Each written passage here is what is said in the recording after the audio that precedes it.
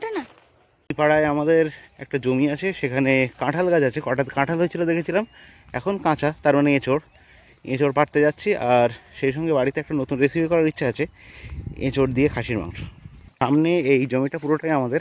আর জমিটা উঁচু করার জন্য এখানে একটা ডোবা কাটা হয়েছিল, বা পুকুর বলা যায় ছোটোখাটো। এই পুকুরের মাটি নিয়ে এই জমিটা উঁচু করা হয়েছিল। আর পরবর্তীকালে এই পুকুরের ঠিক ওপরে যে জমিটা, ওটাও কেনা হয়েছে। আর ওখানেই আছে কাঁঠাল গাছ, সেখান থেকে আমরা এখন এঁচড় পাড়তে যাব। জঙ্গল পরিষ্কার করে উঠতে হচ্ছে, পুরো কাশফুলের বাগান হয়ে গেছে এখান দিয়ে। পুরো জঙ্গলের মধ্যে দিয়ে জঙ্গল অভিযান করছি আমরা। এই যে ওপরে এই জমিটা আমাদের। এই একটা কাঁচকলার কাঁদি পড়েছে। আর এই হচ্ছে কাঁঠাল গাছ, পরপর দুটো আছে, এখান থেকে কাঁঠাল পাড়া হবে।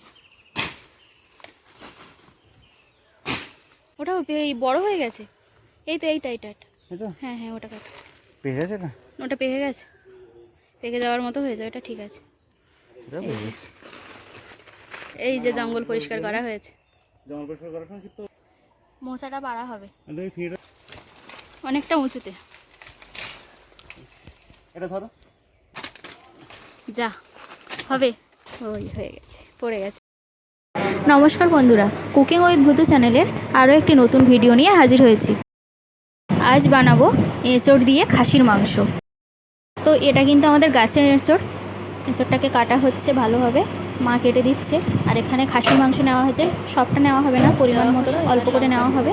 এবার মাংসটা ভালো করে ধুয়ে নিয়েছি, এবার ম্যারিনেট করা হবে। জিরের গুঁড়ো, ধনের গুঁড়ো আর মরিচের গুঁড়ো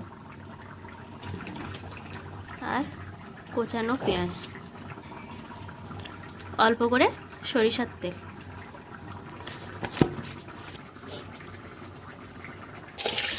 এখানে কিন্তু এঁচড় আর আলুটাকে আমি হাফ সিদ্ধ করে নিয়েছি। এবার একে একে আলু আর এঁচড়টা ভালোভাবে ভেজে নেব। ভাজা হয়ে গেছে, এবার লঙ্কা দিয়ে দিয়েছি।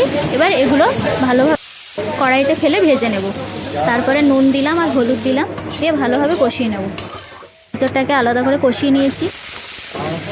কড়াইতে বেশি করে তেল দিয়ে পেঁয়াজ আর তেজপাতা দিলাম, কষানো হয়ে গেছে পেঁয়াজটা। এবার মাংসটা ঢেলে দিলাম, দিয়ে ভালোভাবে কষিয়ে নেব।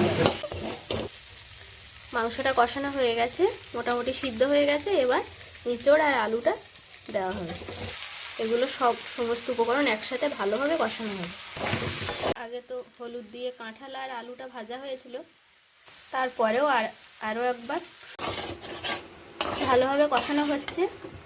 প্রায় হয়ে গেছে, এবার জল দেওয়া হবে।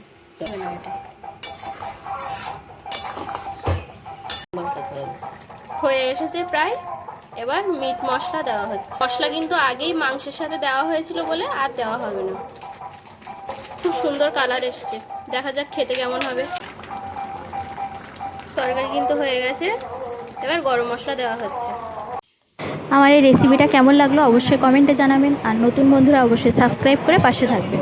তাহলে আজ এই পর্যন্ত, সবাই ভালো থাকবেন, সুস্থ থাকবেন, আর কুকিং উইথ ভূতু চ্যানেলের ভিডিও দেখতে থাকবেন। টাটা।